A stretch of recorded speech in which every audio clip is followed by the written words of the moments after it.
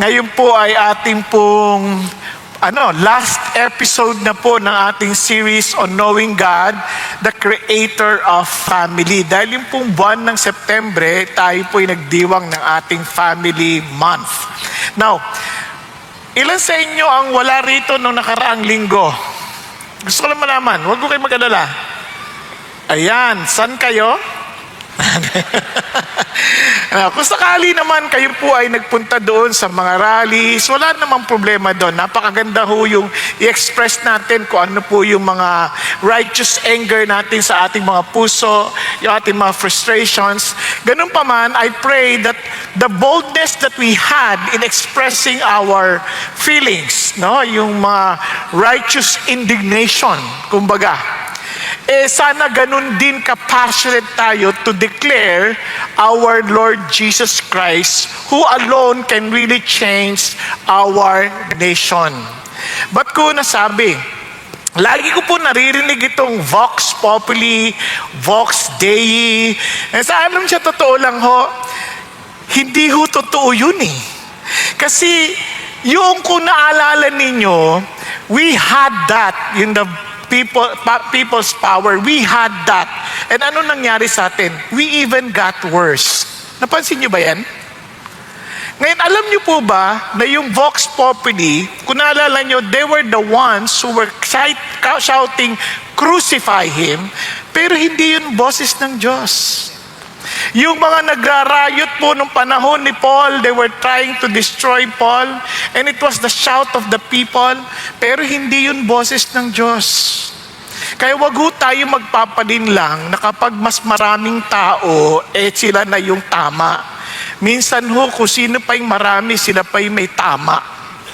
I hope na hindi nyo, para lang maintindihan ho natin. So, the only power that really much more powerful than the power of people ay yung pong power ng Diyos. Kasi yung kapangyarihan ng Diyos, it changes our hearts. It transforms us into the likeness of His Son, Jesus Christ. Kaya naman po, lagi ho nating ipagsigawan that only Jesus can truly change lives. Amen? Kaya kung hindi natin experience yung kawawa naman tayo. Kaya nga, ang pag-asa ho ng bayan, tayo pong mga kumikilala kay Jesus Christ ay talagang tumayo ng maayos. Look at the challenge of God. If my people, hindi ho lahat my people will humble themselves and turn from their wicked ways. Napansin niyo po ba yun? Sinong hinahamon niya? God's people. He's not looking for anybody, for everybody to repent. He was just first challenging God's people. And sabi niya, and pray. Diba? Ang importante yun Then I will hear their prayers and heal their land. At sa totoo, tayo rin po ang ilaw at asin ng sanlibutan. Kung yung ilaw, kukurap-kurap, ay tiyak, kurap talaga yung pamahalaan. Di ba? Kung yung ilaw, yung asin, matabang, contaminated na, mahihirapan ho tayong mapigilan ang kabulukan sa ating paligid. Nauunawaan po. Kaya kailangan ho talaga tayong bumalik sa gumawa sa atin upang magkaroon po ng kaayusan ang ating pong paligid. So, ngayon po, bago po magpatuloy, shoutout lang po sa mga kapatid natin sa Macau at ganun din sa Hong Kong. Sabi na, sumasabay po sila sa atin dito. Kaya praise God po, kawayan natin sila. At siyempre, kasama na rin ang mga kapatiran natin sa lahat ng lupalop ng Pilipinas at sa ibang bansa. Ngayon po, para maintindihan natin to, gusto ko muna kayong kwentuhan. Noon po, meron pong nabalita si Rob Drinkwater. Kakatuwa ang apelido niya, Drinkwater. Si Rob Drinkwater ng Western Star, nireport po niya ito noong 1970 pa, na tagal-tagal na. Si Adrian Pierce, 17 taong gulang at that time, na taga Ontario, siya po ay estudyante ng St. George Henry Secondary School. At Nung magpapasko po, ito po yung kanyang girlfriend, seryoso niya po ito talagang, kasintahan. Kaya lang, excited po siya kasi magpapasko na eh. Parang ilang araw na lang, Pasko na. Di ba? Parang tayo parang ganun eh, no? Malapit na eh. Eto, excited na siya. Kanya lang, nung panahon na nagkita sila, nako, siya po ay binrake. Yung binrake up po yung relationship. Sobrang awit. Sobrang, hindi na naintindihan na matatanda yun kasi pang-aming salita ang mga bata yun eh. Di ba? Sobrang sakit ho nung kanyang naramdaman. No? Talagang iyak ho siya. Tapos, ang masama pa, nagbigay pa ng regalo. Di ba? Nung nagbigay ng regalo, di ba, inuwi naman niya. At nilagay niya na sa ilalim ng Christmas tree at hindi na binuksan. Lumipas ang maraming Christmas, hindi niya ito binuksan. Lumipas ang maraming taon at nagkaroon na rin siya ng asawa at mga anak. Nandun pa rin sa Christmas tree. Hindi niya binubuksan. Hanggang sabi ng mga anak, pa, buksan na natin to. Sabi niya, wag niyong gagalawin yan. Ganyan. Siyempre, sama pa rin ang loob, no? Tapos sabi nga gano'n, hanggang sa lumipas na din naman, hindi na nakapagpigil yung asawa. Ba't pa kasi yung dito pa yan? Itapon na nga natin yan. O, di ba? Nung itatapon na, tinitigan pa muli ng isang beses. Yun. Tapos, tinapon din. Hanggang doon lang ho yung kwento ni Rob Drinkwater. Nung nakarating sa akin yung kwento, dinagdagan ko. Atin-atin lang yun, ha? Nung tinapon, nakuha na ng garbage collector at naintriga. Binuksan. Naku, pagbukas talaga, ang laki ng bukas ng mata. At alam nyo kung anong nakita niya? Mamaya. mamaya. Huwag ka muna kaalis. Mamaya. Ngayon, sige. Bago natin magpatuloy yan, gusto ko na maintindihan natin, ito po yung pamilya. And sabi natin, God is the creator of the family.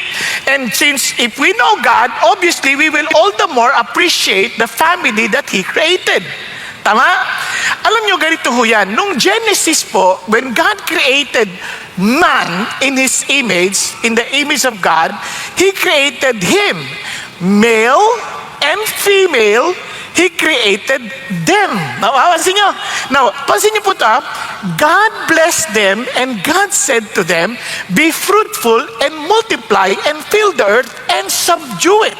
Ang heart ng Diyos, sabi niya, since they were created in the image of God, sabi niya, be fruitful and multiply. Bakit po ganun ang heart ng Diyos? Nung nilikha ng Diyos ang pamilya, ang kanyang isip is for the whole world to be filled with His image. Yung buong mundo, talagang mapuno ng image ng Diyos. Ang problema, nagkasala ang tao, kaya ang ikinalat ng tao ay ang sinful image of man. Sobrang makasarili, sobra po talagang pasaway, hiwalay sa kalooban ng Diyos. Kaya ang ginawa ng Diyos, siya po ang gumawa ng solusyon, ibinigay niya ang kanyang bugtong na anak na si Jesus, at nung inayos ni Jesus, idinil niya yung issue ng sin, binaliktad niya ngayon, sabi niya, go and make disciples of all nations. Napansin niyo ba yan? Sabi niya, baptize them in the name of the Father, the Son, and the Holy Spirit.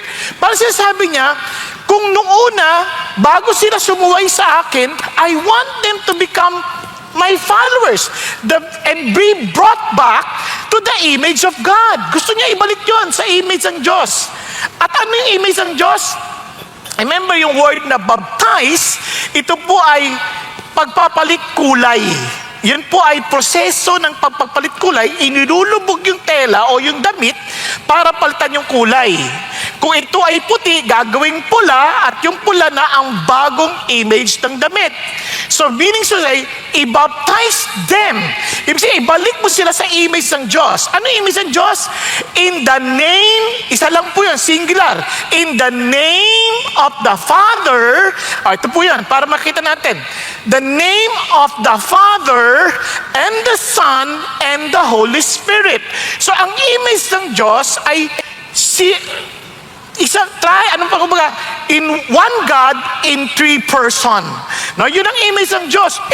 Anong saysay nun? Anong halaga nun? Maintindihan nyo kung ano yung halaga nun para maintindihan nyo kung bakit ang pamilya, picture yan dapat ng relationship ng Diyos Ama, ng Anak at ng Espiritu Santo. Tingnan nyo po. Tingnan nyo yung panalangin ni Jesus. I do not ask on behalf of this alone. Meaning, hindi ko pinapanalangin yung mga alagad ko lamang. Ngunit maging yung mga maniniwala sa akin sa pamamagitan ng kanilang mga salita. Sila ay magkaisa. Katulad ng Ama na nasa sa akin at ako na nasa sa Kanya. Sabi ganon, o kaya nasa sa iyo kasi nakausap niya si God eh. And so that they also may be in us. So sila ay makasama natin. Upang ang buong mundo ay maniwala na ako nga ay galing sa iyo. Nakuha natin. Okay, tuloy tayo. Sa verse 23, sabi niya, I in them and you in me, that they may be perfected in unity, so that the world may know. Nabitin Ba't ganun yan? Okay, di ba? Ang idea is for them to know that Jesus, that the Father loved Him even before the foundation of the world. Yun ang continuation niyan. Basahin nyo na lang po. Sa Bible naman nyo. Now, anong idea? Here is God. Sabi niya, ito ang picture. Yung God is love. And since He is love, He loves the Son loves Him, the Holy Spirit glorify the Son. Nandun pa kayo? So yun ang picture. So meaning, kung tayo po ay nasa image ng Diyos, ano dapat ang makikita mong picture sa mga pamilya? Love. Diba? Kasi dapat yun na nakikita. Ang mga pamilya nagmamahalan. Ang pagmamahal, hindi yung pagtanggap ha. Kasi marami ang sabihin, kung mahal mo ko, dapat. Ano yun? Namalabas yung uso. Bakit mahal mo? Gusto mo, halikan ka. Ano ka? Dapat, ang pagmamahal, ikaw ang nagbibigay. Ibig sabihin, aantayin mo yung tamang panahon, hindi yung hintay mo, hindi pa kay kasal. Aantayin mo kasi bibigay mo yung buhay mo sa Kanya eh. Para sa ikabubuti niya, hindi sa ikabubuti natin. Are you following? Kaya nga, pag binasa mo yung Bible, for God so loved the world that He gave, nagbigay. Kaya pag binasa mo yung Bible ulit, sabi niya, husbands, love your wives just as Christ loved the church, that He gave. Laging pabigay. Hindi patanggap. Kaya nga maraming mga mag-asawa sa pamilya nasisira kasi hindi naman sila nagbibigay eh. Lagi silang nag-aantay. Parang kaya nga sabi nila, nakakasira sa relationship, unmet expectations. Tama ba? Hello? Andiyan pa kayo? Ngayon, bakit may unmet expectations? May expectation.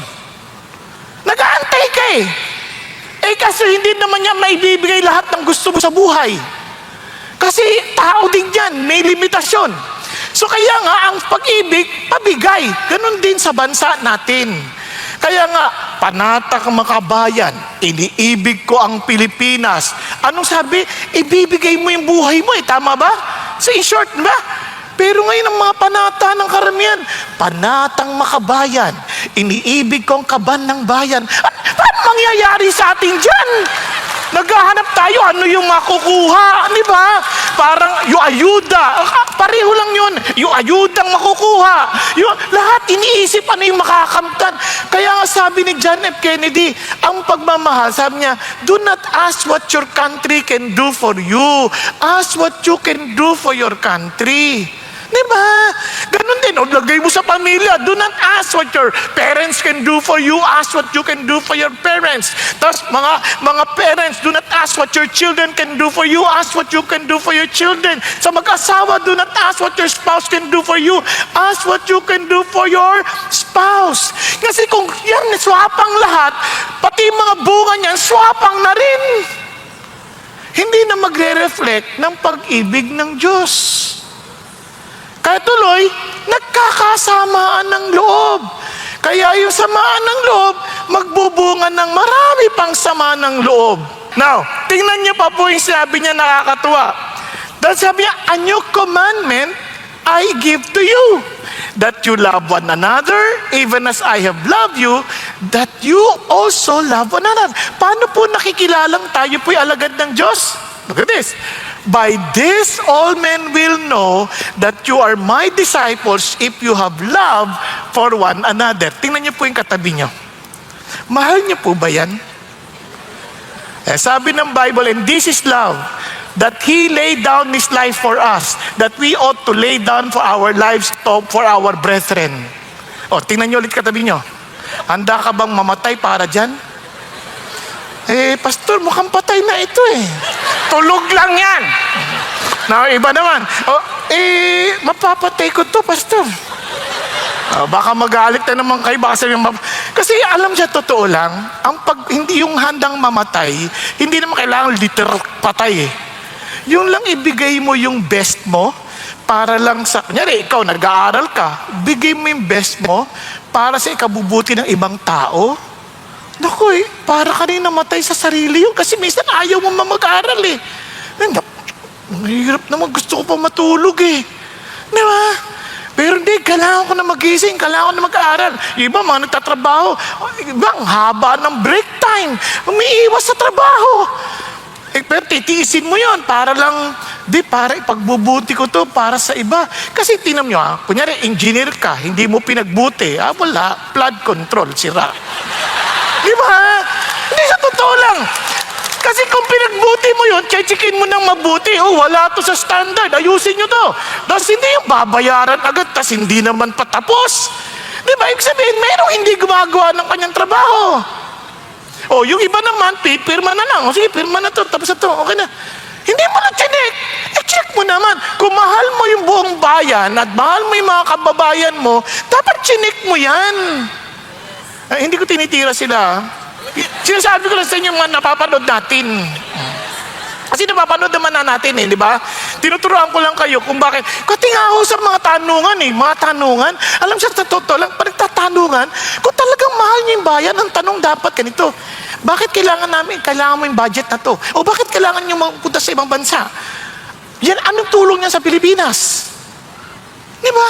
Basta masaya ako nakakapasyal, masaya ako magtrabaho, ganon. Di ba dapat kahit sa negosyo, kung ako nagtatrabaho, tinatanong ko, anong return of investment yan? Pero wala akong narinig na ganong tanong, di ba nakakaano yun? Parang bakit kaya ganon? Wala na ba talaga nagmamahal sa bayan? If this is my representative, then she should be asking the very question I have in my heart. Kaya tayo rin as Christians, wag na natin sila ituro, tayo na. What are we doing? Are we also giving our best in exercising our responsibility?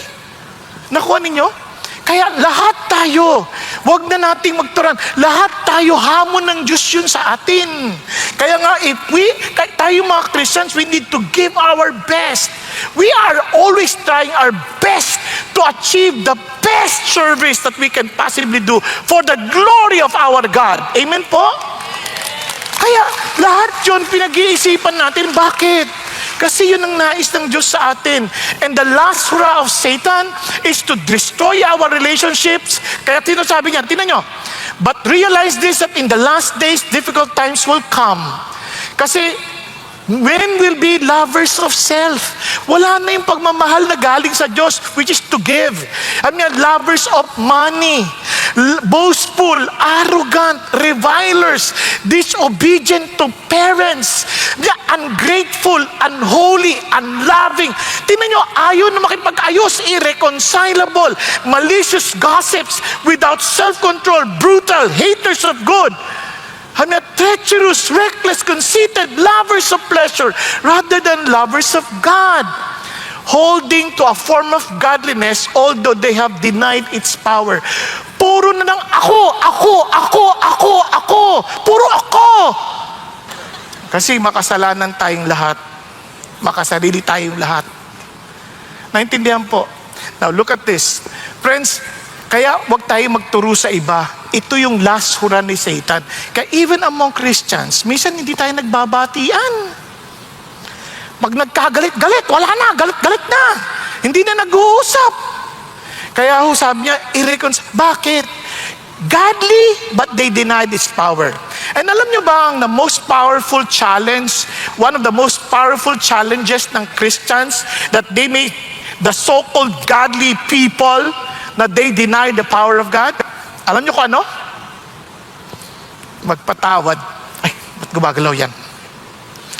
Forgiveness. Tingnan niyo na lang. If you forgive others for their transgressions, your Heavenly Father will also forgive you. But if you do not forgive others, then your Father will not forgive your transgressions. Isa sa palatandaan na alam mong ikaw ay napatawad na ni Jesus at ikaw ay may saving faith at alam mong meron kang relationship kay Jesus, it is your ability to forgive from the heart. Paano yun? Paano ba yun? To some of us, maaaring sabihin natin, ako marunong ako. Dalawang klase kasi ang forgiveness. Forgiveness na nakasakit sa atin at forgiveness ng ating sarili. Sa marami sa atin, hindi natin mapatawad sarili natin eh. Ayaw man natin ipahalata, pero madalas, yung ating relationship kay God naapektuhan ng ating pagtingin sa sarili na para bagang hindi na ako gumawa ng tama. Kaya hindi mo rin mapatawad ang sarili. Nakakain ka ng iyong sariling natawag na guilt. Naunawaan po? Hello? Kaya yan ang atin ng pag-uusapan ngayon. Kaya kung babalikan natin po yung ating pong mga nakaraang mga messages, kung maalala nyo, if God is our Father, He revealed Himself as our Father, then live as God's child. Now, hindi lang yun. God is our Savior. He is a saving God.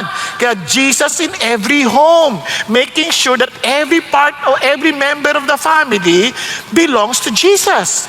At God is faithful, kaya naman, let's make sure that the faith we receive should be the same faith to be passed on. Kasi, ang nakakalungkot, baka iba yung naipasa natin sa natanggap natin. O kaya, mali yung natanggap natin, mali rin yung ipapasa natin. Kaya, make sure that the saving faith that we receive is the true faith and it is the faith that is passed on. Are you following? Ngayon, balik na tayo doon sa box. Ay, nakalimutan niyo na? Kasi, nung binuksan, nako, nagulat siya. Meron palang figurine doon. At ang nakalagay, God is forgiving, choose forgiveness. So, tandaan nyo ha, God is forgiving, choose forgiveness. Akala ko kukunin niya yung regalo eh. Balik tayo rito. So ano po bang ibig sabihin yan? Na para po lalo natin ma-appreciate, alam niyo kung bakit importante po yung idea ng forgiveness at mamaya maintindihan niyo kung bakit importante ito sa lahat sa atin. Sabi mo ni John MacArthur, not only is forgiveness the path to joy and satisfaction and fulfillment in the family, but the inability to forgive not only destroys relationships, it destroys the people who don't forgive. It is not only destructive of relationship, it is self-destructive. Kung mapapansin niyo kapag kayo napunta sa mga social media ngayon, minsan yung ibang mga digital creator nag-i-instill ng galit. Parang papakita na kagad. Be honest, yung mga inaakusahan sa atin, wala pa naman, wala pang finality doon. Wala pa. Kasi marami pang gagawin dyan. Marami pang investigasyong gagawin bago yan matiyak na totoo ngang nagawa nila yon o hindi. Di ba?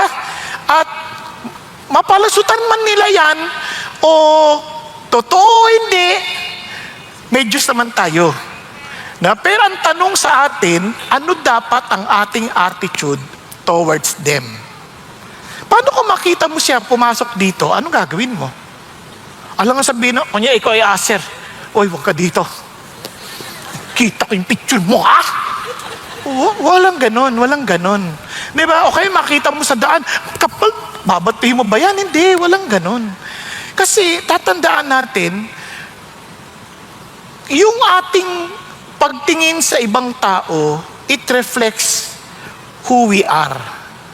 Nagkakaintindihan po? Kaya ito po ang tatlong bagay na huwag nating kakaligtaan.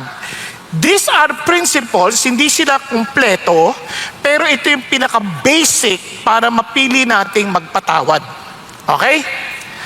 Our eternal identity, everyday practice, and excellent model. Una, choose forgiveness because of our eternal identity. Pakisabi mo sa tabi mo, eternal identity. Sabi mo, nakatulog ka na naman. Sabi mo, eternal identity. Bakit? Napansin niyo po ba to? Naranasan niyo na po ba yung parang may isang tao, sasabihin niyo, alam mo, ang sugit niyan. Kasi tatawagin na, halimbawa, tatawagin mo ng taray. Tatawagin ng taray. Tatawagin na siyang taray. Mapapansin niyo, parang in-identify niya na sarili niyang taray. Ngayon, kahit walang dapat ipagtaray, magtataray. Kasi isip niya, di taray ako eh. Nakuha niyo ba yun? Kahit na wala naman kahit dahilan, magtataray. Yung iba naman, tatawagin mo, tawa. Ayan, palangiti yan. Parang na-identify na siya bilang palangiti. Kahit na hirap na. Pagod na ako. Ay, palangiti yan. Parang itatry niya yung best niya na ngumiti. Kasi yung identity, it affects the way we behave. Kaya importante po na maintindihan natin, ano ba yung identity natin? No, pag tinawag akong Christian, what does it mean? Di ba? Kasi sabi sa binasa natin kanina, so as those who have been chosen of God, holy and beloved. Pasin nyo, may tatlong salita kagad. You are chosen, you are holy, and you are beloved. Pag sinabi mong chosen, kasi importante ito, pag sinabi mong chosen, you are chosen by God Himself. Hindi ikaw ang namili sarili mo, it was the Lord who chose you. At ito sabi niya, and you were picked up among so many people, out of billions of people out there, God chose you, and nung tinili ka ng Diyos, itong amazing part, He chose you for a specific purpose. Hindi ka pinili for the sake of being, parang pinili ka lang. No, you have a purpose to fulfill.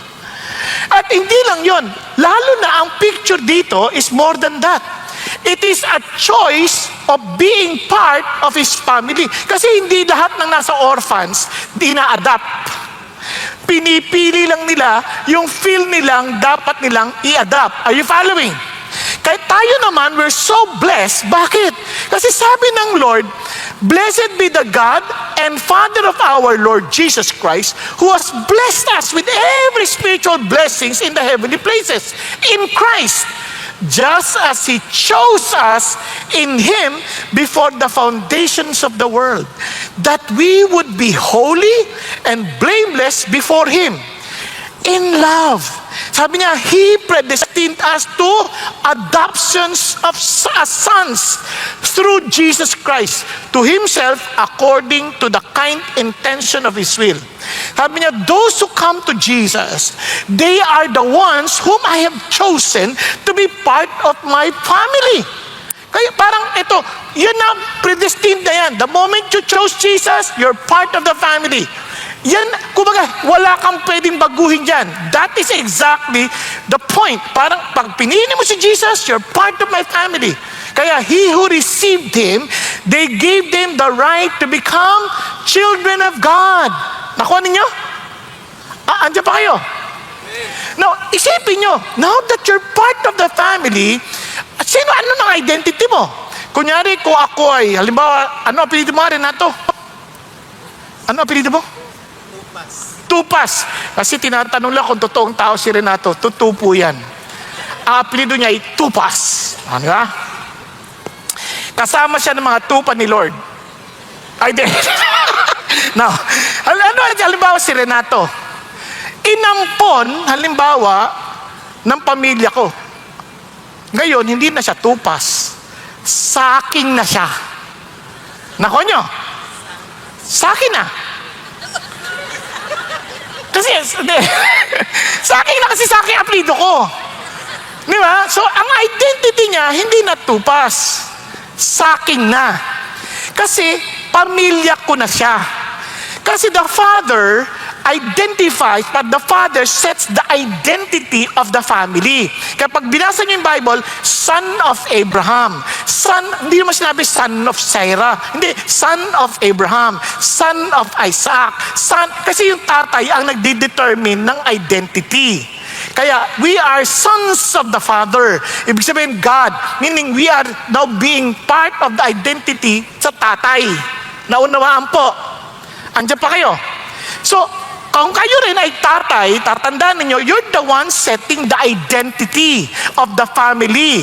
Kung kayo ay mga, kunyari, wala naman dito niyan sa ibang church.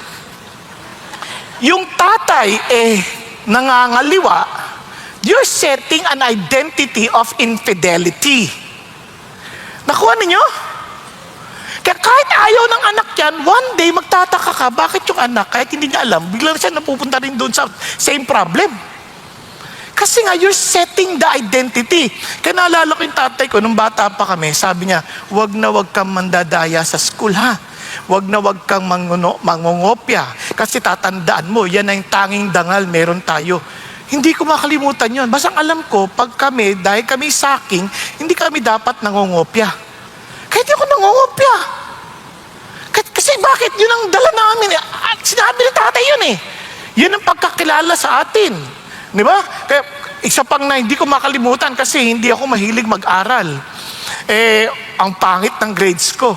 Yung anak kapatid ko, umuwi. Tay, sabi niya, tay. O bakit? Meron kong classmate, saking. Ang unang tanong, matalino ba? Paisip ako, ba't ka tinatanong yun? Okay lang, average lang. Hindi totoong saking yan. Sabi ba naman? Alam niyo, hindi naman totoong lahat ng saking matalino, ha? Baka ma-misinterpret ninyo kahit ako hindi ako matalino. Kaya yung tatay ko lang, parang nagsaset siya ng identity. Kaya naman yung mga kapatid ko, honor student, ako lang ang hindi muntik na hindi ma-identify eh. Kasi talaga ang labo ko talaga tao eh. Pero maawain ng Diyos, binago niya yung puso ko, nakita ko yung halaga kung bakit niya kami pinag-aaral. So balik na tayo ulit dito. So nagsaset siya ng identity. Are you following? Nagkakaintindihan? Ganon din kay God. Sabi niya, we are adopted sons. So ano ini-expect niya sa atin? Tingnan niyo, when we were created, binalik niya tayo to our original design.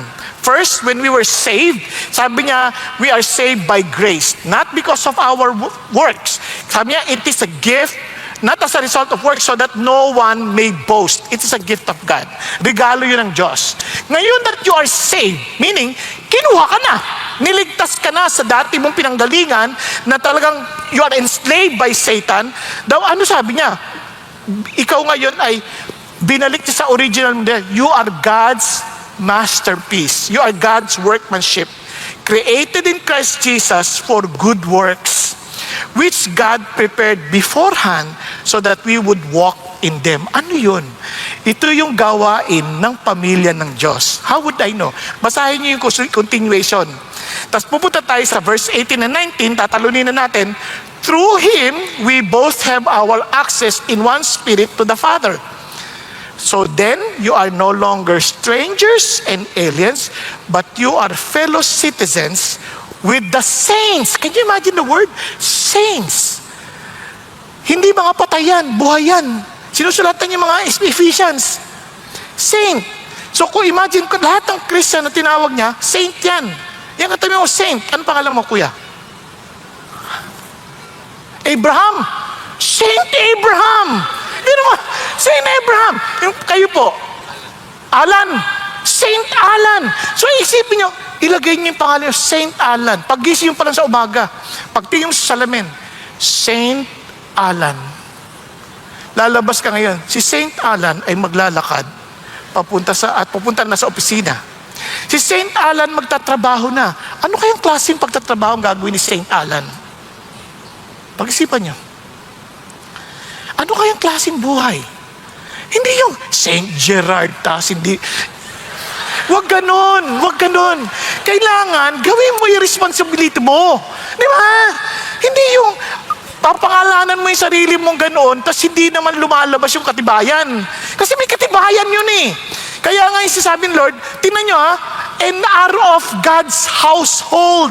Bahagi ka na ng pamilya. So meaning, whatever you do outside, your family is affected. The whole name of your family is affected. Kaya yung Christians, pansin nyo, pag sinabi nyo, ako Christian ako, tapos ito ginawa niya, nadadamay lahat. Pero anong tugon natin? Hindi natin kukondinahin. Tutulungan nating makabangon at madala hanggang sa dulo. Hindi ko makalimutan yung sinabi ni Josh McDowell. Nung tinanong siya sa hypothetically ng kanyang anak, Pa, what if I tell you that I got pregnant out of wedlock? Sa kabila ng pagiging niyang author, sa kabila ng pagiging niyang sikat na pastor, missionary, evangelist, what will you do? Sabi niya kagad sa anak niya, anak, remember this. People will no longer invite me. They might no longer buy my books. I will lose my job. But remember this, I will forget everything and I will first prioritize you in making sure that I will bring you along to the finish line. Yan ang Christian love. We don't put down people. Kung ginagamit natin yung mga salitang diretsuhan para lang mag-set ng example, para magdumiin sa atin, it is not to condemn. But to really understand sa ating bahagi, what should we do? If we are identified with them, we are to help them and bring them to the finish line. Are you following? Okay tayo? Pakisabi sa katabi mo, kahit anong mangyari, sasamahan kita. Tulog ka man ngayon, gigisingin kita para makatapos tayo hanggang 6:00. Ay, hindi, joke lang. Okay, nagkakindigan. We're family. Now, look at this. Tingnan nyo. Even Paul, inulit niya sa Galatians 1. For then, while we have opportunity, let us good to all people, especially to those who are of the household of the faith. Alam nyo, narinig nyo laging blood is thicker than water. Yung ating relationship as Christians is thicker than water. Bakit? Because the very blood that makes us one family is the blood of Jesus that was shed on Calvary. Nagkakaintindihan? Kaya we are to protect whatever we do. Mahal mo yung kapatid mo, Lord, I will not allow your name to be tainted at masira yung kapatid ko because of me. Kaya yun din ang prayer ko sa aking sarili, Lord, tulungan niyo, huwag akong gagawa ng anumang bagay na ikahihiya ng pangalan mo. Kasi marami na akong nagawa in the past na nakakahiya. Pero ngayon, Lord, you have given me another chance.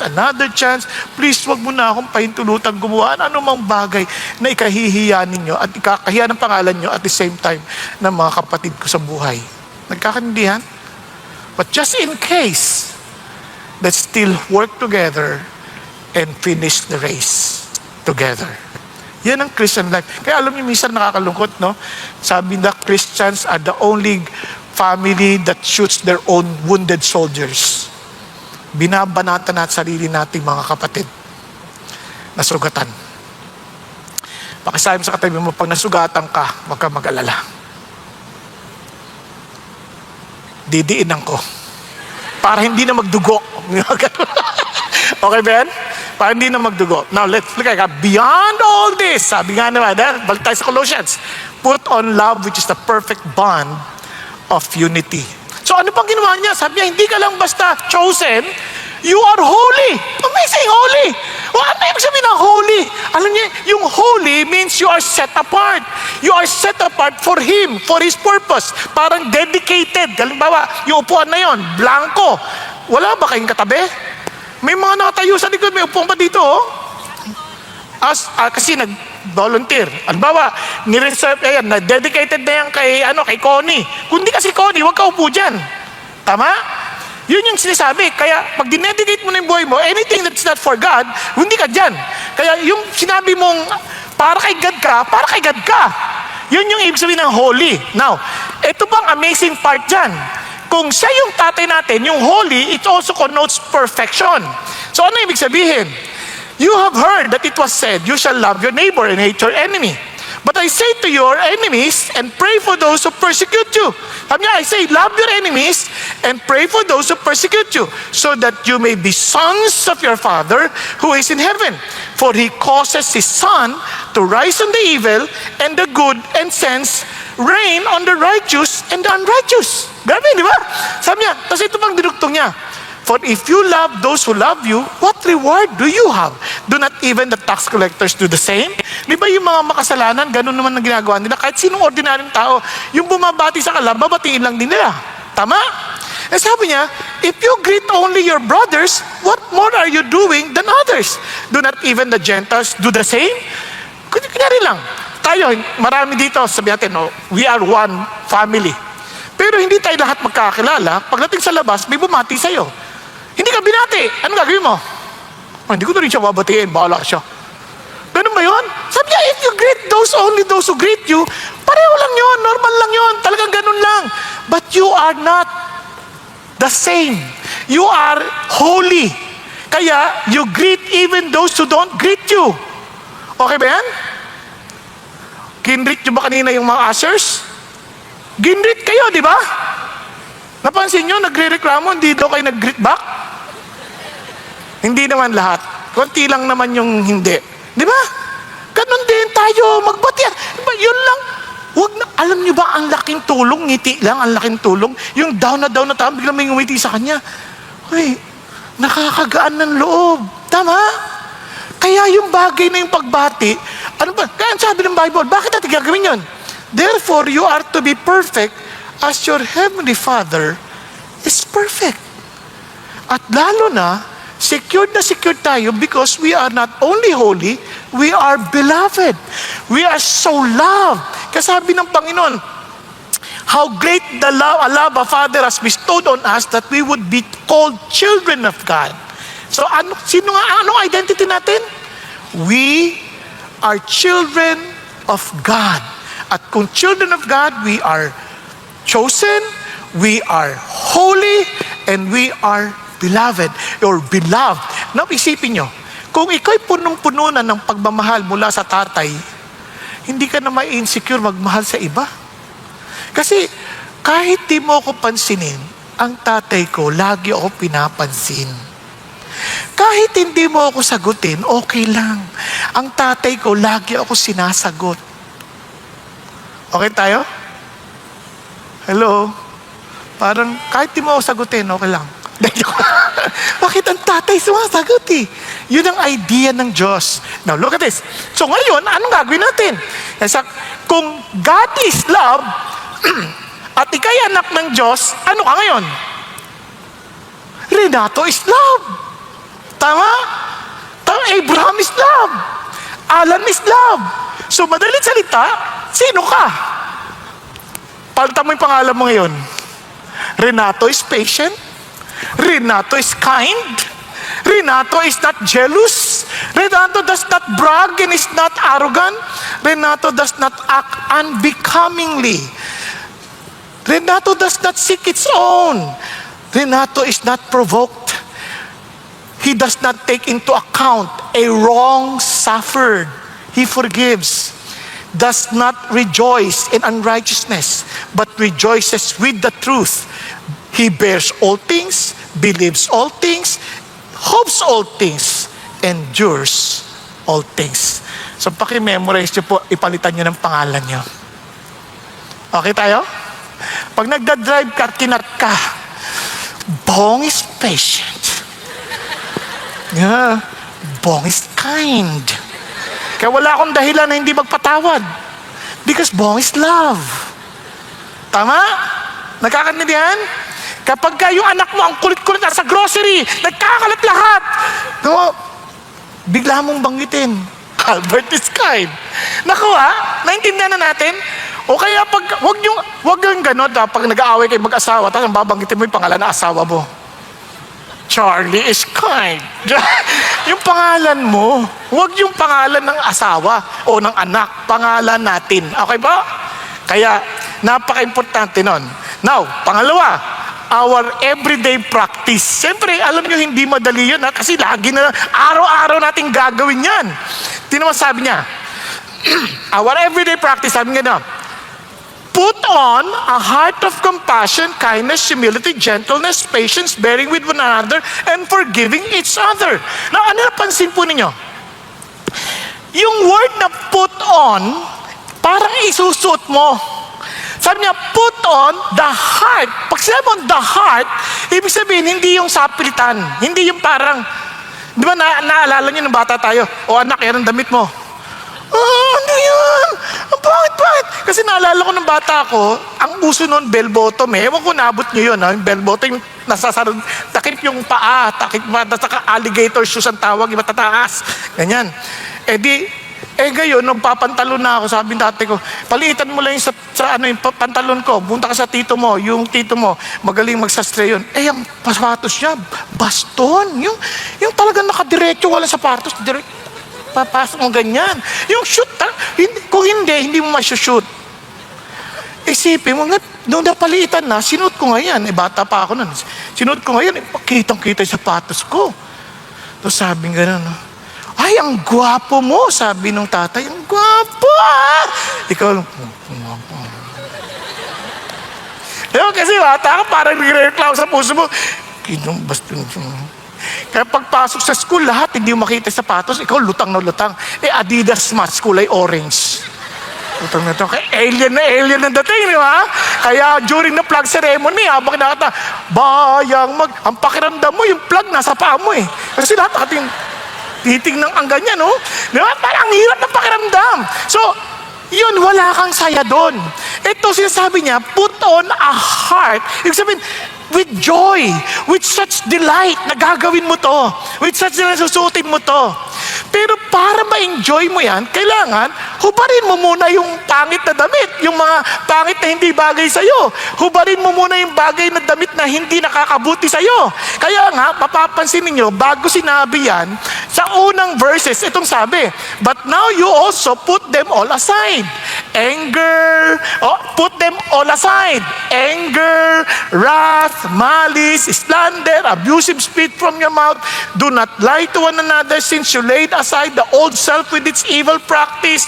Lahat yan, tabi mo na. Paano mo gagawin? Ito pa, buti na, hindi pa tapos. And put on the new self. Kasi may bago ka ng pagkatao. He is being renewed to a true knowledge according to the image of the one who created him. Meaning, you have to always remind yourself of your new identity, tapos i-meditate mo. Kasi new knowledge renewed knowledge of the one who created you. Sino yan? Di ba remember, the Word, in the beginning was the Word, and the Word was with God, and the Word was God, and everything existed because of Him? Naalala nyo? It was Him who created us. It is the Word. Sabi niya, talaga yun yung sinasabi si Jesus who became human. Kaya naman, we are to meditate the very word that revealed Him. Na lagi mo ni-meditate para sa ganun, nasa-set aside yung galit, yung malice, yung slander, anything na nakakasama sa'yo, matatanggal. Alam nyo ba kung napaka-importante niyan? Sasample lang kayo, ha? Sino ba dito ang pwedeng magamit? Ikaw na lang kuya. Halika rito. Umakit ka nga dito sa taas. Ayan. Papakita ko lang sa inyo kung paano ka-importante yung ating iniisip. Kasi alam nyo, may pag-aaral na kapag mayroong mga grupo ng mga kabataan, inaral nila, sasabihin na sa tubig, lahat ng mga bagay na masasama. Tapos, ito namang kakabila, lahat ng mabubuti, sasabihin na sa tubig. Nung film race nila, surprisingly, chaotic yung structure ng tubig dito. Dito sa kabila, maayos. Ito, halimbawa iyan. Ganyan mo yung kamay mo. Ganyan mo yung kamay mo. Ha? Ganyan ha? Isipin mo, gwapo ka. Gwapo ko. Mabait ako. Mabait ang mga magulang ko. Mabait ang mga kaibigan ko. Pinagpala ako ng Diyos. Isipin mo lahat yun. Talagang sobrang blessed ako. Hallelujah. Tingnan nyo. Ang tigas. Ang hirap ibaba. O ito, isipin mo. Pangit ako. Wala akong kwentang tao. Isipin mo. Wala akong kwentang tao. Talagang sobrang, wala akong kinabukasan. Napakasama akong tao. O, tinan mo pa. Wala ka energy. Ano, hindi mo pinigilan? Oh, bakit wala? Hindi mo rin alam, no? Bakit, no? Kasi huwag ka mag-alala, hindi totoo yung mga pinagsasabi natin huli, ha?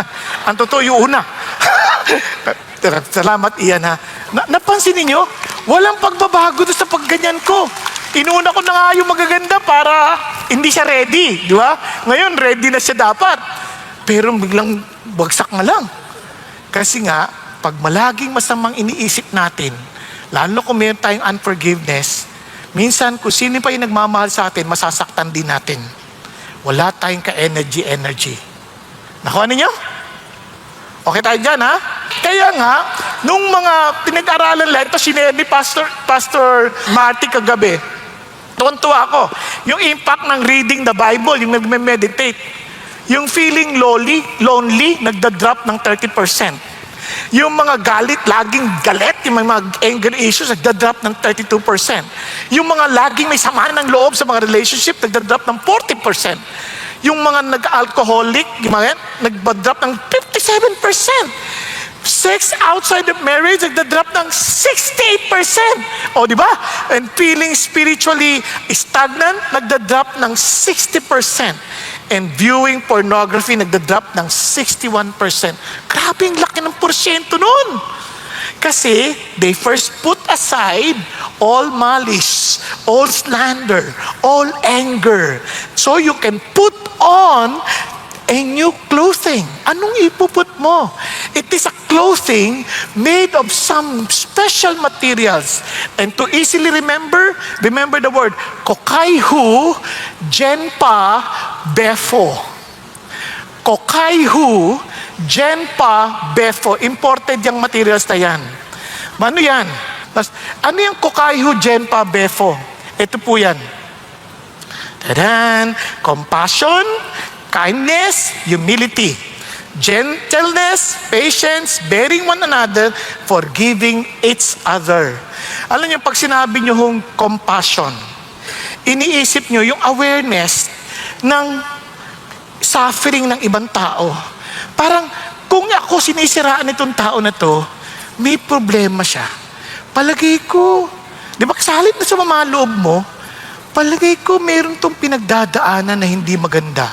Siguro, hindi siya tinatrato ng maayos sa bahay nila. Siguro, so you sense that compassion on him. Sa halip na magalit ka, naawa ka pa nga. Tama? Tapos, kindness. Yung kindness, yung idea ng, ito po yung parang, nagiging warm-hearted ka. Parang, kawawa naman siya. Paano ko siya matutulungan? You begin to think on how to help the person. Yung humility, naintindihan mo, galing ako dyan. Masamang tao ako. In fact, tinatanong na sa akin, paano mo nalalagpasan yung mga comments sa preaching mo ng kung ano-ano? Una, hindi ko siya binabasa. Kasi I did not preach to impress people. I don't even care if they hated me, kasi even if that's unsettling. Why? Because I did it as long as I knew that I did it for my God's glory. Kasi iba-ibang preferences ng tao. Some they may like it, some may not. Sabi, paano hindi sila maliligtas? The Lord alone can save, not me. But some are being saved. I don't know why. This is only by the Lord. Nakukuha ninyo. Ang mahalaga, you know what you are doing. Nagkakadinihan? We cannot please everyone. Kaya, crucial yung, hindi ako doon tumitimbak. Ang iniisip ko lagi, teka muna, galing ako dyan. Mas masama pa ako dyan. Pag sinabi mo siya, mayabang ka eh. Oo nga eh. Sa totoo lang, sobrang yabang ako. Niligtas ako ni Jesus. Swapang ka eh. Naku, sobrang swapang ako. Niligtas ako ni Jesus. Walang niya ka. Naku, totoo yan. Ako yan. At masahol pa ako dyan. Niligtas ako ni Jesus. Nakuha ninyo? Remember where we came from. The old dress that we removed from us. Meron tayo niyan. Magagalitin? Sobrang magagalitin ako. Kung alam nyo lang, nananakit ako ng kapwa ko. Kasi maliit akong tao, may tinatawag na small man syndrome. Nagpapakasiga-siga kasi maliit. Nakuha ninyo? Nang babato, kasi wala ka namang panlaban, di bang bato ko na lang? Sabay takbo. Bakit? Masamang tao. Pero praise God, niligtas ako ng Diyos. Kaya pagpasok ng gentleness, it is a mild manner. Kasi sabi nga ng Bible sa Philippians, kung naalala niyo, let your gentleness be made known to all men. The Lord is near. Naalala niyo, Philippians 4:5? Bakit yun?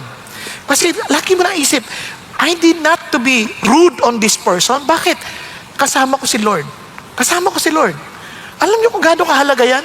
O imagine niyo, galit sa asawa mo. O kasi anak mo na lang. Ano ka ba? Sinasabi ko sa'yo, mag-iingat ka! Dumaan si Pastor Peter. Di ba sabi sa'yo, mag-iingat ka? Hi, Pastor Peter. Ingat ka. Ikaw naman eh. Bigla ka nagiging gentle eh. Tama? Bigla ka nagiging mild manner. Kasi bakit? Kasi mayroong isang taong, imagine mo si God yung kasama mo. Di ba? Paano nakakayaan mo, nagsisigaw-sigaw ka dyan? Kasama mo si Lord. Nakuha ninyo? Kaya sabi ng Panginoon, di lang yun. Be patient. Ano yung patient? Long suffering. No, parang tinitiis mo yun kasi alam ko magbabago to. Alam ko magbabago to by the grace of God. And bearing one another. Willingness to carry the burden with them. And finally, forgiving each other. Being gracious towards these people as God is gracious to us. Kaya mas madali nyo maaalala, compassion, kindness, humility, gentleness, patience, di ba? Befo, bearing one another, forgive each other. Okay po? Kokaihu, genpa, befo. Nagkakaintindihan yan? Now, let's continue. Anong sinabi pa ng Diyos? Look at this. Alam nyo, pag tayo po ay bilang Christians, we are really inviting persecutions whether we like it or not. Kaya iinsultuhin tayo, sasaktan tayo, marami tayong ma-experience kung ano-ano. Kaya sabi niya, indeed, all who desire to live godly in Christ Jesus will be persecuted. And it's expected. Hindi lang yun. Blessed are those who have been persecuted for the sake of righteousness. For theirs is the kingdom. Kaya pag mayroong nanginsulto sa'yo, may umatake sa'yo, sa halip na magalit ka, choose forgiveness. Bakit? My reward is great in heaven. As long as you're not doing it para lang mang-asar. Hindi, you're doing it because you're driving a point. Nakuha? And you're doing it for the name of Jesus. Kaya sabi ng Panginoon Diyos, wow, Lord, I will rejoice. Kaya kahit anong gawin nila, because you knew. Kaya naman, madali ka magpatawad. Yung iba naman, anong ibig sabihin magpatawad? Sobrang sukdulan na sama ng ginawa niya. Now, remember this. Forgiveness is not ignoring or excusing the behavior. Forgiveness is not condoning the action. Hindi mo pinababayaan mo yung action. Hindi ganon. It is not eliminating the consequences. Talaga may consequence. Ano magagawa mo? Whatever they sow, they will also reap. The same thing with us. Di ba? Immediate process. Minsan sasabihin mo, Lord, nahirapan ako eh. Normal lang. Minsan pinoprocess mo ng matagal. Minsan it takes a lot of prayers para lang matulungan ka ng Diyos. Kasi hindi automatic. Nagkakadiyan. Kaya huwag ka mag-discourage sa parang hindi agad na biglang nawala. But you have to make a decision eventually. Then, and about the offender. Kasi pakiramdam ko, kasi hindi naman siya nagre-repent eh. It's not about him. It's about you. ikaw magpapatawad, hindi naman siya eh. You cannot control him, but you can control yourself. Tama ba? Andiyan pa kayo? Kaya naman, ano yung forgiveness? It's a choice. You have to make a choice to forgive. You have to recognize wrongdoings. Na mali yun, kaya I choose to forgive. Letting go of revenge. Kumbaga, hindi ka gagawa ng anong bagay para maghiganti o para maging vindictive, kundi para tulungan siya sa kanyang ikabubuti. Kung kailangan siya disiplinahin mo para sa kanyang ikabubuti. Hindi para sirain siya. It's for your personal freedom. Kasi the moment you forgive, napapalaya ka. Hindi mo ba napansin? Yung pag nagtatanim ka sa sama ng loob, di ka makatulog. Tapos yung kinasasama mo ng loob, tulog na. Yung asawa mo, galit na galit ka sa kanya, tapos tulog-tulog. Gumaganon pa. Kasi ikaw yung nabibihag. Tapos ito pa, independent of trust. Hindi naman sinasabi, ibalik mo yung trust, yung tiwala mo sa kanya. Pinatatawad na kita, kanya rin ang utang, hindi nagbayad. Pinatatawad na kita, pero hindi kita pautangin ulit. May hanggang di ka nagbabayad. Tama ba? Kasi you have to regain the trust. Now, acknowledgement of consequences. Kailangan, hindi ina-acknowledge mo pa rin yung consequence ng kanyang ginawa. Katulad ng ginawa ng asawa ni Charlie Kirk. I forgive the offender. Pero hindi ibig sabihin, laya na siya. Ibig sabihin, tapos na. Hindi. He had to acknowledge that there is a consequence. Okay po ba yun? At saka hindi na against her. It is against the people of the United States of America. Kaya naman, blessing ang magpatawad. Blessing kasi may joy of pleasing God. May privilege of displaying Christ-likeness. At mayroon tayong peace of mind and heart. At gumalakas ang ating mga pangatawan. Nakita natin kay Tom. Yung stronger relationship natin sa mga kapwa-tao. Kasi if we are hurt, we will hurt even those who love us. Yung pag meron tayong sama ng loob, yung mga nagmamahal sa atin, masasaktan pa natin eh. Bakit? Hindi natin nambasihin na effect. Kaya may reliance tayo ultimately on God's justice. Lord, kayo na to. Pero pagka may unforgiveness, nako, para ka nabihag ng nakaraan. Ikaw ay laging anxious, minsan depressed, madami mong sakit, minsan dry ka spiritually, tapos may hindrance ang blessing and answered prayers, and of course, you're trying to take justice into your own hands. Sabi ni Martin Luther King, forgiveness is not an occasional act, it is a constant attitude. Gusto ko lang kayong kwentuhan.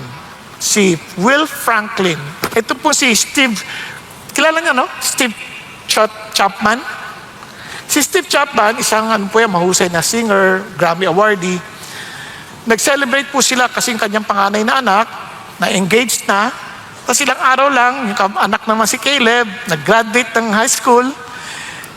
Kaya lang, isang pangyayari, si Will umaatras mula sa kanilang bahay, natamaan niyang kanyang kapatid, nasagasaan ng sarili niyang sasakyan. Nakita ng marami ng pangyayari at nag-aagaw buhay yung bata. Si Will nagtatakbo sa kaba, sa takot. Samantala yung tatay, kinuha yung anak, sinakay sa sakyan at nag-drive na sila. Binuksan ng bintana. Will! Will Franklin! Remember this! Your father loves you. What? Yun ang automatic na reaksyon ni Steve Chapman. Bakit? Because he always put on a heart of compassion, diba? Kindness, humility, gentleness, patience, bearing one another, and forgiveness. Nakakaintindihan? Hello? Automatic. Bakit? Naging kasanayan na. Kaya yung damit natin, minsan, di ba, yung gusto-gusto natin, yung palagi natin inuulit-ulit na kasanayan natin suotin. Kahit minsan butas-butas na. Ba't yung gusto mo? Yung lamig eh. Presko. Napansin niyo ba yun? Pag nakasanayan na natin, parang ayaw na nating palitan. Kasi yun ang idea ng Christian character. Kaya finally, excellent model. Tulad ng ating title, sabi niya, our excellent model, God is forgiving. Choose forgiveness. So, sabi ng Bible, tinan niya, just as the Lord forgave you, so also should you. Talagang inano kagad kung paano ko pinatawad ng Lord. Now, mabilisan na lang. Paano tayo pinatawad ng Diyos? Hindi ho simple. Iniwan niya yung comfort ng langit. Sa totoo lang, hindi niya tayo kailangan. In eternity past, they were just enjoying with His Father, with the Holy Spirit. Hindi niya tayo kailangan. Tayo nagrebelde. And yet, He knew that we will perish. Kaya naman, He had to come and leave the comfort of heaven to die for us. Yung lang mag-suffer ng kapareho ng gutom na narasuffer natin, yun lang mag-suffer na makaranas siya ng bagyo kapareho ng dinadaanan natin. Ako, hindi biro yun. Walang bagyo sa langit. Pero nabagyo siya para sa atin. Para ano? Para patawarin tayo. Pag-isipan nyo, ganun magpatawad ang Panginoon. Hindi komportable ang magpatawad. Kaya wag nating iisipin, komportable tayo pa nagpatawad tayo. It is not comfortable. It's painful. Because you're the one who will carry the burden of forgiving. But the moment you do that, as Jesus did it, it's a great joy. Seeing everyone happy. Kasi sabi niya, with great joy, He endured the cross. At yun ang makikita natin how the Lord, He's sharing with us the joy of God para sa ating lahat. Kaya naman, ang sarap-sarap isipin, nung nagpatawad tayo ng Lord, hindi niya naman, dahil mahal niya tayo, hindi ka naman niya pipilitin. Oy, tanggapin mo yung kapatawaran ko. Walang ganon. Minsan, hindi niya tatanggapin. Kasi magkaiba ang kapatawaran sa reconciliation. Since I don't have enough time to explain, magkaiba. Kasi ang forgiveness at reconciliation, yung reconciliation, it requires yung other party to agree with you. Yung forgiveness, binibigay mo na yun kahit di siya nag-agree. Naintindihan po natin? Kaya magkaiba yon. Ganun pa man, God is telling us to forgive. Tingnan niyo po paano ginawa ni Jesus. For you have been called for this purpose since Christ also suffered for you, leaving you an example for you to follow in His steps. Sabi niya, who committed no sin? Wala siyang kasalanan, nor was any deceit found in His mouth. Walang panlilinlang sa kanyang mga labi.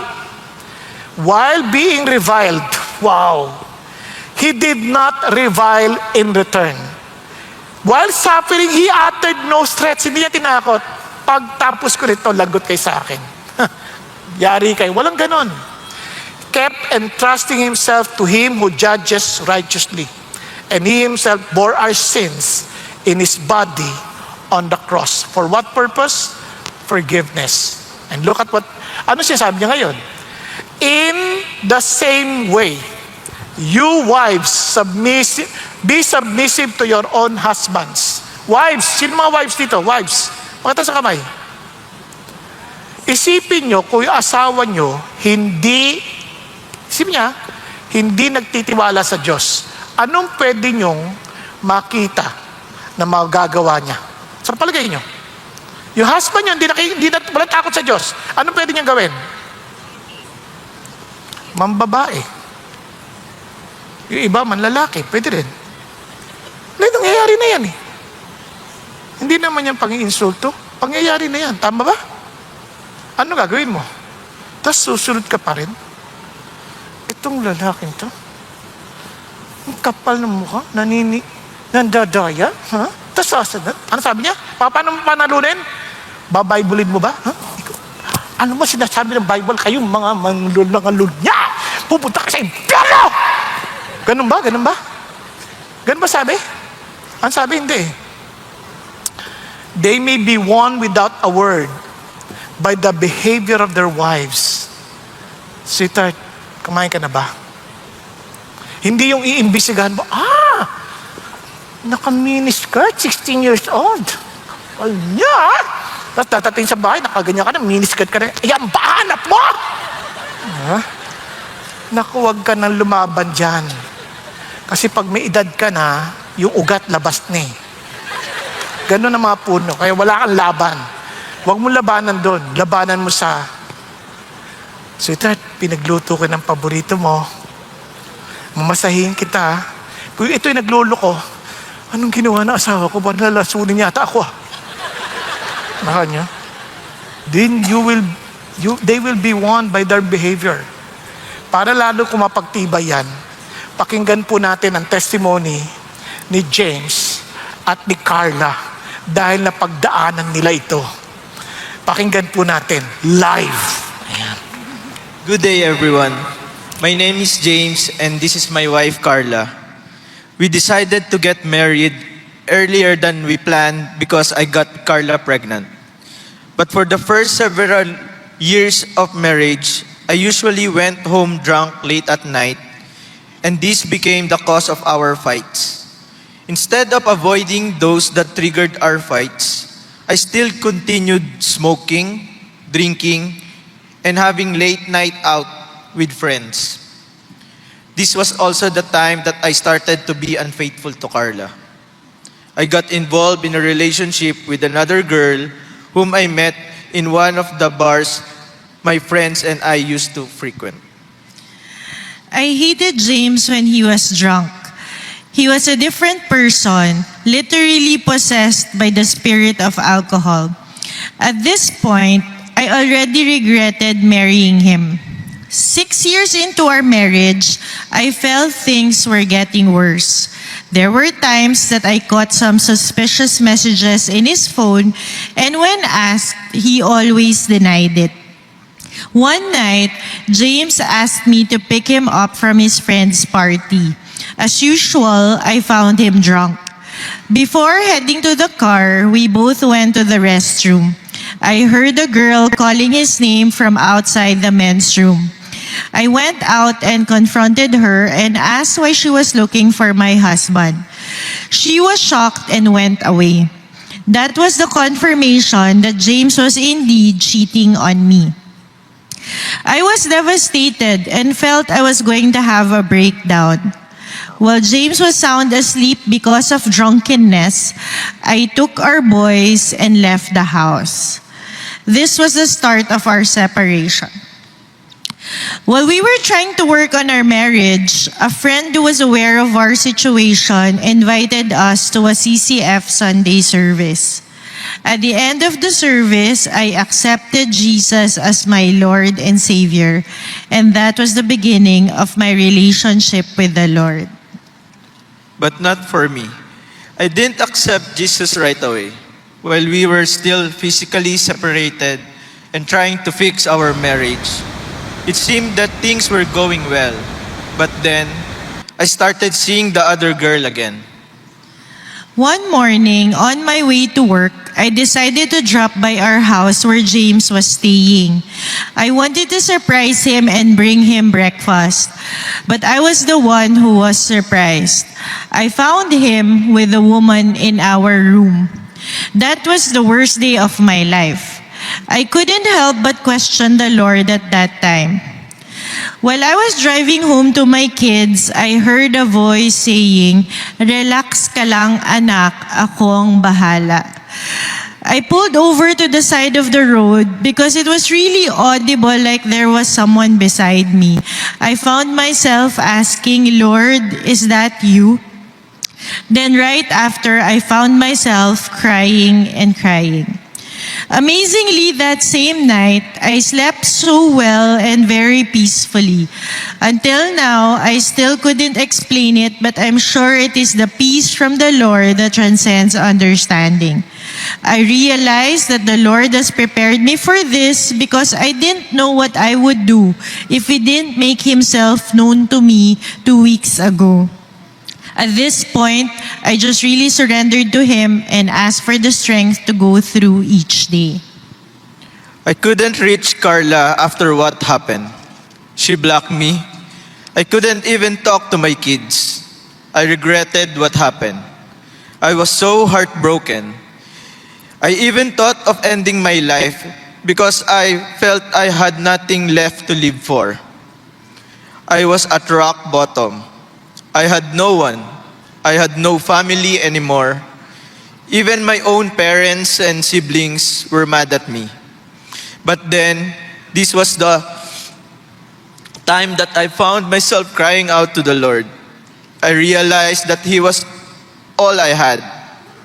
One Sunday, while watching the CCF online service, I asked the Lord when I could see my family again, because I really missed them and wanted them back so bad.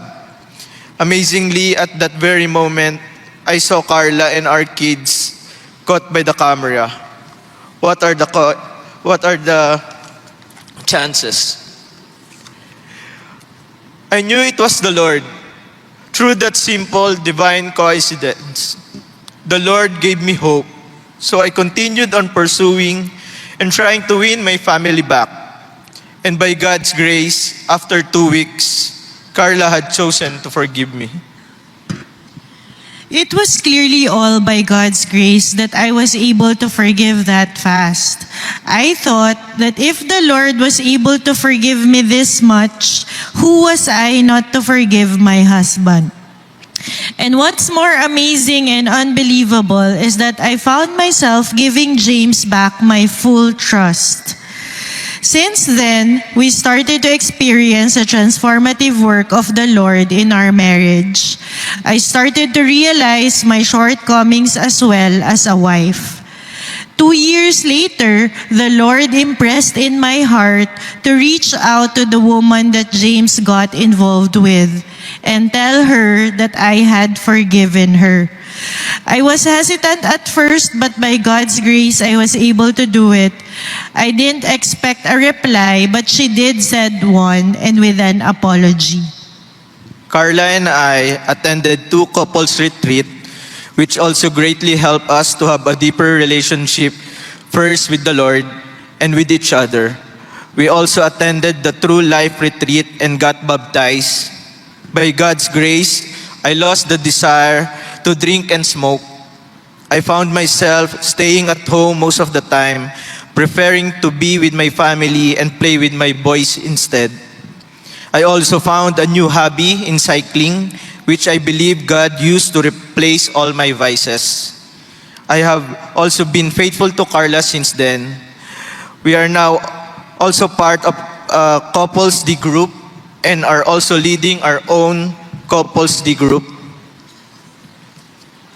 This year, we celebrated our 15th wedding anniversary. I am a happy wife to the best husband and father, and we are happy parents to our now teenage boys, Miguel and Basti. I am also happily serving at Next Gen as a squad leader for Level 2 kids. Please continue to pray for our marriage and our family, that the Lord will continue to use our marriage for His glory and purpose. All praise, honor, and glory to God. Oh, you see, minsan di mo alam mo, susunod ka sa Diyos, huwag mong awayin, pero ang Diyos kikilos. Amen po. Alam niyo, hindi natapos dun ha. Baka isipin niyo yung babae lang. Ganon din sa lalaki. Tingnan niyo sa verse 7, in the same way, sabi ng Panginoon Diyos, in the same way, ayan na, you husbands, in the same way, similar to what Jesus did, live with your wives in an understanding way as with someone weaker. Kasi ang idea dito, hindi Christian yung babae. Kung hindi Christian yung babae, isipin nyo anong pwede niya rin gawin. Same thing. But you have to understand that they're just weaker in terms of yung kalapong, well, perhaps sa kalang physical strength. Kaya wag mo sapakin, wag mong gulpin. Kasi may mga ganun, di ba? Sabi niya, since she is a woman, and show her honor as the fellow heir of the grace of life, so that your prayers will not be hindered. Isipin niyo yung mga panalangin natin, sinasagot ng Diyos. At ito, dito pinakita naman, naging Christian yung babae. Pero isipin niyo, minsan kahit Christian na, minsan, syempre, tao pa din yan eh. Hindi pa rin yan, hindi pa rin perfect. But we need to be understanding towards them. Now, and finally, sabi nga nun, to sum up, all of you, be harmonious, sympathetic, brotherly, kind-hearted, and humble in spirit, not returning evil for evil, insult for insult, but giving a blessing instead, for you were called for the very purpose that you might inherit a blessing. The heart of God is to bless us. At anong sikreto? Learn to forgive. Kasi kung hindi ka magpapatawad, makikipaggantihan ka ng insulto. Makikipagsuklian ka ng masasama. Tama ba? But sabi ng Lord, just understand our model, si Jesus. So in the same way, forgive. in the same way forgive. So ang idea nito ganito, alam mong pinatawad ka? Nakakapagpatawad ka ba the way Jesus forgave you? Pag-isipan ninyo. And let me end. Dito ako talaga tuwan-tuwa sa Panginoon Diyos. Naalala niyo po, minsan, paghingi tayong tawad, Lord, pangako ko, gagawin ko to. Hindi naman ganun si Lord magpatawad eh. Si Lord nagpatawad dahil binayaran niya na sa krus. Hindi dahil sa mga pangako natin, kundi ginawa na ni Jesus. Naalala niyo yung thief on the cross? Wala naman siya pagkakataon para magbago eh. Ang sabi niya, Lord, alalahanin niyo lang po ako. Hindi niya masinabi, ligtas mo ako. Sama mo ako sa langit. Sabi niya, alalahanin niyo na lang po ako, Panginoon. Wala na siya sinabi, alalahanin niyo lang po ako. Kumbaga, kasalanan ko naman talaga lahat eh. Alalahanin niyo na lang po ako. Ano sabi ni Lord? Hindi lang kita alalahanin. Ngayon, makakasama kita sa paraiso. Grabe, no? Now, tingnan niyo po ang biyaya ng Diyos. Kaya huwag ka na, patawarin mo na rin ang sarili mo dahil pinatawad ka na ni Jesus. At sabi ng Lord, si Abraham, nagsinungaling, pinatawad ni Lord. Si David, nang babae na, nakapatay pa, pinatawad ni Lord. So, humingi ng totoo ng tawad sa Panginoon, nagpatawad eh. Si Paul, terorista yun. Tinakot niya yung mga Christians. Pinatawad ni Lord. Yung thief, pinatawad ni Lord. Tingnan mo yung katabi mo. Pinatawad din ni Lord yan. Kaya lang, paano kung di niya tinanggap yung kapatawaran? Kasalanan niya na yun. Basta pinatawad ka na ni Lord. It's just a matter of accepting His forgiveness or rejecting it. Tayo pong lahat ay yumuko at pumikit sandali. Mga kapatid, sobrang mahal tayo ng Diyos. He forgave us. He took the initiative to pay the penalty of our sins that we may be forgiven. Kaya pag nagpatawad tayo, we bear the consequence. Tayo nagbabayad. But we know we can do it because of our God who started it in us. Pero alam mo rin, hindi mo natanggap ang papatawaran ni Jesus kung hindi mo to kayang ipasa rin sa iba. Kaya kapatid, tanungin mo ang sarili mo, have you accepted Christ's forgiveness in your life? Na masasabi mo, everyday, susuotin mo ang compassion, susuotin mo ang kindness, susuotin mo ang humility, susuotin mo ang gentleness, susuotin mo ang patience, ang bearing one others' burden, and also forgiving others, just as Christ forgave us. Will you choose forgiveness? Sa mga oras na to, kung meron kang naalalang taong nakasakit sa iyo, na minsan pag nakikita mo nasasaktan ka at ang action mo hindi na nagiging gentle, ang action mo hindi na nagiging compassionate, ang action mo hindi na nagiging humble, at nagiging kang parang galit, naiinis, why don't you lift that up to God and start forgiving? And mention the name of the person that you